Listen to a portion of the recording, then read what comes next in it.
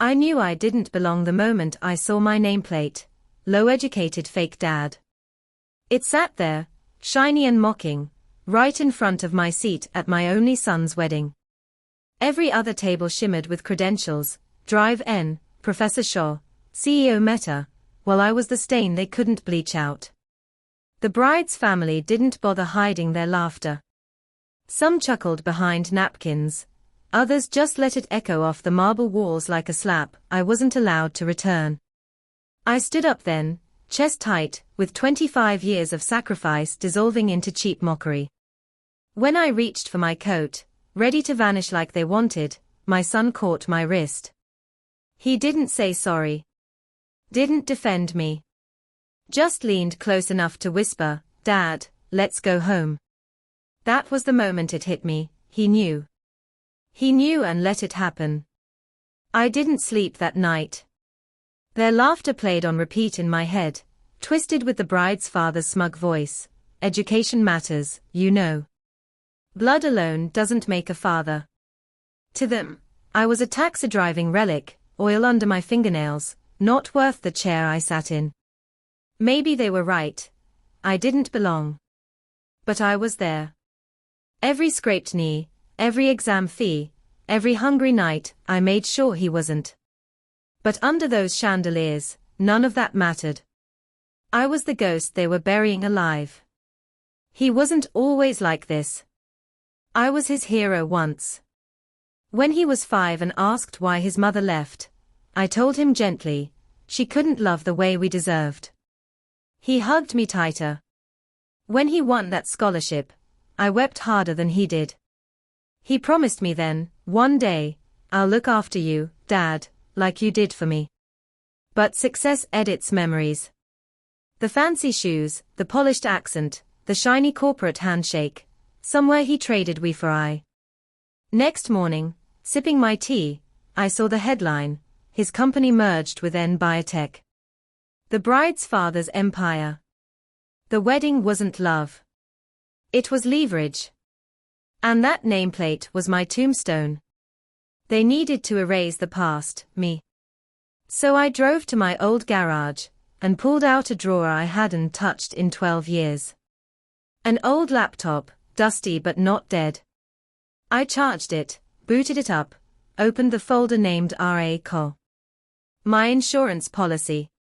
I never wore a cap and gown, but I wasn't clueless. I tracked every rupee borrowed, every debt repaid, every trick used to scrub their books clean through a charitable trust under my name. They thought I'd never notice when they used my ID to launder their lies. I didn't call the police. I called someone sharper, the co-founder's assistant. She used to see me when I brought him lunch during his intern days. She remembered the man who fed her too when her own folks forgot. I gave her one line, check your founder's trust funds. She went silent. 4 hours later, tomorrow. Watch the news.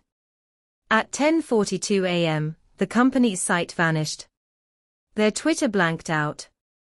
By 11:10, a whistleblower bombshell hit every major outlet: fraud, tax evasion, fake charity donations.